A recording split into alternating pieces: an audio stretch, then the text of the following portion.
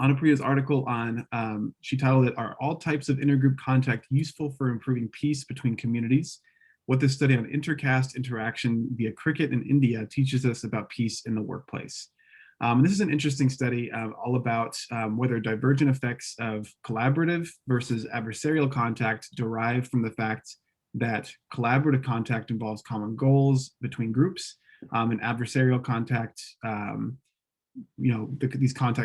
these goals are opposing. And so the methods used to conduct the study is the author randomly assigned these Indian men from different castes to participate in cricket leagues or to serve as a control group. The league players were assigned randomly to homogeneous caste or mixed caste teams, while adversarial contact through random assignment of opponents. He selected a sample of around or over 1,200 men and randomized 800 to play in 8-month-long cricket leagues. And then the others were assigned to a control group. And then of those that were assigned to play, he assigned 35% to homogeneous caste teams and the others to mixed caste teams. And he then measured intergroup behavioral outcomes 3 weeks after each league ended. His first set of findings considered players' willingness to interact. His second looked at the effects of own caste favoritism and an incentivized voting exercise. And the third set explored the efficiency effects of contact. And what this study found was that collaborative contact increases cross-caste friendships and efficiency in trade, and reduces own caste favoritism. And I think this can also be, this is kind of an intergroup, you're looking at intergroup processes and group and relations.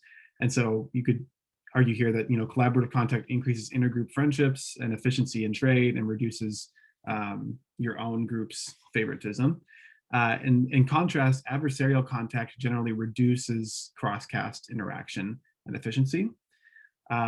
Those assigned to mixed teams make more other caste friends than those in control. They choose more other caste teammates and they engage in more cross-caste trade. Also found that collaborative contact increased cross-caste trade by up to 21% and trade payouts by 18%, as measured in a trading exercise where there were gains from cross-caste trade. And so he reiterated kind of a study by Gordon Allport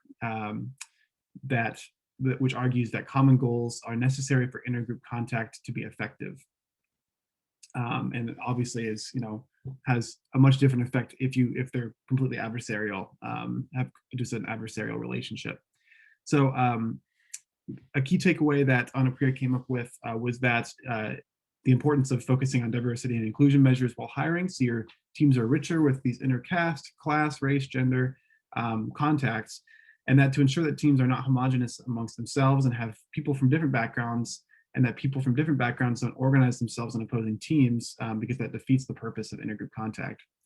And then further, if there's tension sense between any of the two teams or departments, it may be useful to reshuffle them into more nuanced teams where they're forced to have to contact and work towards a common goal together. So I found this interesting, and she also kind of talks about a little bit about finding ways to reduce intergroup competition, which may be important.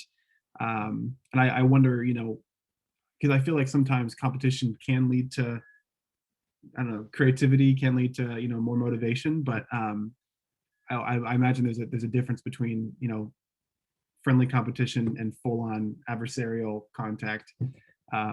Anyways, found this very interesting. Interested to hear what you all think of this as well.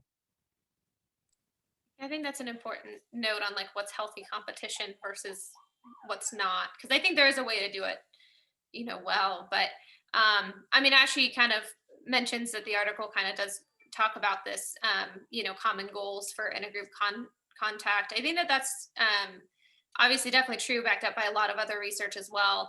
But it reminds me of a study I read a while back about diversity inclusion and how we can only get the benefits and the strength from diversity and inclusion when people are accepting of it. So working toward a common goal, I think, might help that, because it can create more conflict if people are tense about it. But if there's a way that you can work together, find a shared identity or something along those lines, then you really get the value and the benefit of which there are many for diversity and inclusion. This takeaway I feel is very profound, in the sense of, a lot of times what we see in organizations and companies that we work with is that cross-departmental communication is. I just recently sent out a survey to a large organization, and most of them kind of scored a low number on the cross-departmental communication, but not so much within their own teams. And I feel like we see that a lot. Like, that's a very common theme amongst organizations, and the, conflict, right? Stemming from communication. But it's because, as this points out, like, separate kind of different identities just with departments or teams within the same organization, there's even tension there. So perhaps a constructive kind of action step would be reshuffle, not necessarily like change their roles, but just create some type of, like this is pointing out, like a more nuanced team, even if it's just like for a certain project or something, even if it's just like a team building exercise, something that's going to kind of cause some intergroup contact, right? Yeah, I have a thought on that. I know some companies have either annual or biannual competition days, where often, like, either if they're like in the same building with another company, they'll have it's kind of like a game day where you're having all these different, what do you call it? I know, like cornhole games and all sorts of different fun competitions. And I wonder if if you have one company kind of against another, if that increases like collaboration across departments within each company, because you're kind of working together to represent. I mean, you have kind of a third identity there, but I wonder how much that. I mean, it's at the expense of, competition against another company, but that probably doesn't matter quite as much if you're not interacting with that other company. So Yeah, it's interesting.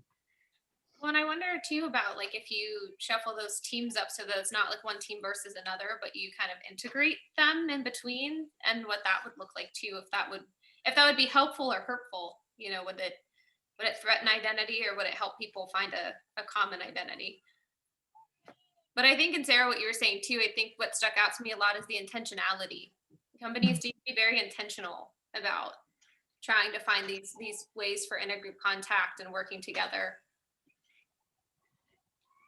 Yeah, and another example is coming up right now. Another client that we worked with months ago, kind of more towards the beginning of the pandemic, and what they ended up doing is creating this almost like a new leadership team, but they weren't necessarily like any higher on the organizational chart or anything, but it was just making these kind of groups just for support because of the shift to remote everything, right? And we worked with the new kind of leaders, and that created a whole nother like group identity, but even because it was across different departments, different offices, but that I feel as though that was a very beneficial and like constructive move for this particular agency, because they were able to,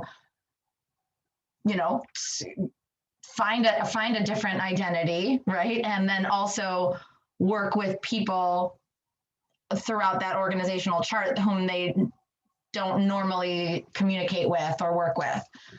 And even though it was really just a support group, it wasn't like, oh, we have tasks or projects to work on. It was just because of the shift to remote work that I think it was very powerful and like profound for them.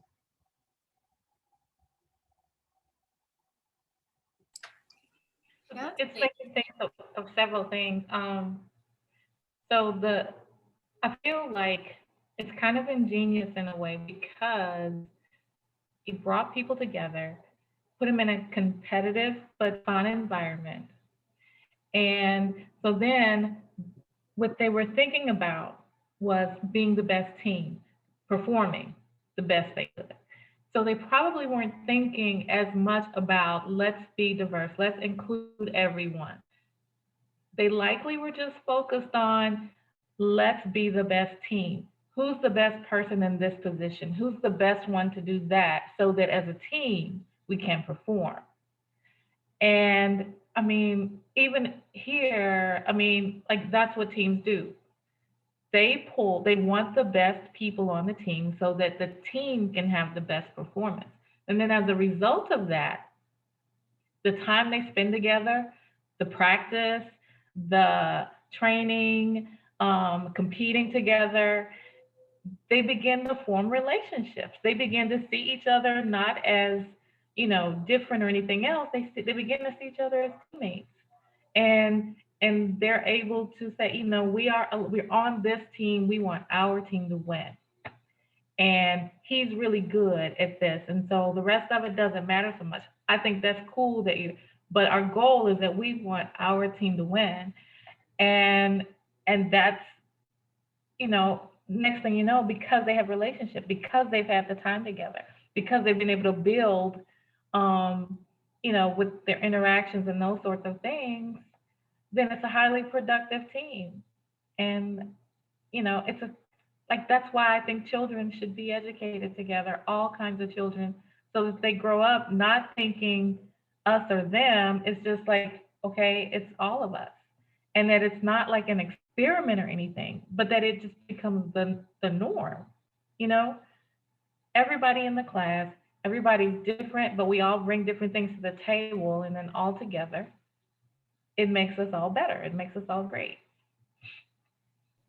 Yeah, I like that, Tony. It made me think of when you mentioned the fact that it's a friendly, competitive kind of environment. I I made me wonder if ever if the competitive environment can backfire at all in any way. Like I think of myself, that you made me think of, like in high school we had a day in our in PE where we had to go and we tried out these different like Olympic sports, and everybody formed teams, and one person was designated to each sport. And I remember I got like, I forget what the actual term is called, but it's essentially throwing like long distance frisbee. Like you're throwing it as far as you can. And I remember they picked me for that.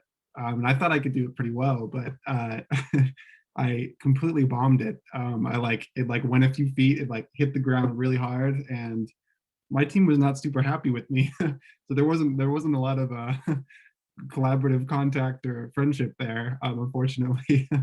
And I mean, I'm sure it's different, being among like a group of high school students that are, I don't interact with probably as much as if I in like a work scenario, but I wonder if it ever can backfire in a competitive environment like this. Like if you have somebody playing cricket, if you have someone playing a specific position just not not up to the task, if that would hurt or benefit, or if the team does well or doesn't do well. I don't know. Just a thought. That would be really interesting. Like, so for the teams that were not high performing, were the results different? Yeah. That would be really interesting. But so like we're a military family, and when we moved, every time we moved, the first thing I would do was try to find the tennis courts, because I played tennis, and most of the time, I'd be like the only Black woman on the team. But I mean, we played tennis. And so in that, we're on the court, we're practicing, we're talking, and we would get to know each other. And then we go to lunch. And then we're talking about our kids and our husbands. So then we're finding all the ways that we're similar, all the things that we have in common. And that's how, the relationships formed. And so without the tennis, without, the time on the court where you're not having to like look and sit eye to eye, we're engaged in an activity where our goals are the same, even when we're competing against each other, but still our goal is the same, to play well, perform well, have a good time, get a little exercise. But the relationship part is like a byproduct of it. And I've seen that every place we've moved. And Otherwise, I mean, they're women that I probably would not, you know, have gotten to know. And the same for them. Yeah, I sorry, I'm late to this conversation, but I think you just proved the point that it's like start to get to know individuals. That's the key. Start to get to know people, not just like assume who they are based on some group they're in or something. Yep. Yep. You And know, but put yourself in those positions where you know, can, and then be open Yeah. to it. Yeah, totally. This looks like a cool study. I looked at this last one here. It says he reiterated that Alport was correct in arguing that common goals are necessary for intergroup contact to be effective. There's some meta studies that look at whether Alport's propositions were correct, and the meta studies suggest that common goals enhance enhance the effects of intergroup contact, but they're not necessary for it. That actually intergroup contact can work without common goals, but that common goals actually enhance it. Yeah, it's interesting. I don't know either, but I think that's a good addition. We could probably add that in there. That's interesting. Yeah, there's some good meta studies that look at like just the tons of research in intergroup contact and what worked and what didn't and stuff like that. So.